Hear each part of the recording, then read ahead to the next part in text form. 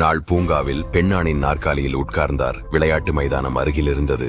அங்கே உள்ளவன் என் மகன் என்று அவர் சொன்னார். சிவப்பு ஸ்வெட்டர் அணிந்த ஒரு சிறுவன் ஸ்லைட்டில் இறங்கிக் கொண்டிருந்ததை சுட்டிக்காட்டினார். அவன் நல்ல தோற்றம் உள்ள பையன் என்று அந்த ஆண் சொன்னார். அந்த சைக்கிளில் வெள்ளை உடை அணிந்தவள் என் மகள்.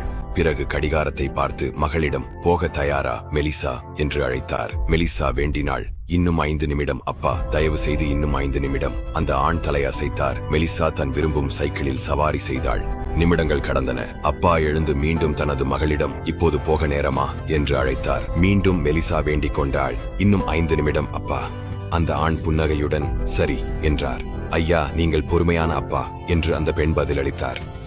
மனது உடைந்தவனாக அவர் பதிலளித்தார். அவளுடைய அண்ணன் டாமி கடந்த வருடம் இங்கே சைக்கிள் ஓட்டிக் கொண்டிருந்த போது ஒரு மது போதையில் இருந்த டிரைவரால் கொல்லப்பட்டார். நான் டாமியுடன் அதிக நேரம் செலவழிக்கவில்லை. இப்போது அவருடன் இன்னும் 5 நிமிடம் கிடைக்க வேண்டும் என்று எதையும் கொடுக்க தயார். மெலிசாவுடன் அதே தவறை செய்யக்கூடாது என்று நான் உறுதி செய்தேன். அவள் சைக்கிள் ஓட்ட இன்னும் 5 நிமிடம் இருக்கிறது என்று நினைக்கிறாள். உண்மையில் அவளை விளையாடும் போது பார்க்க எனக்கு இன்னும் 5 நிமிடம் கிடைக்கிறது.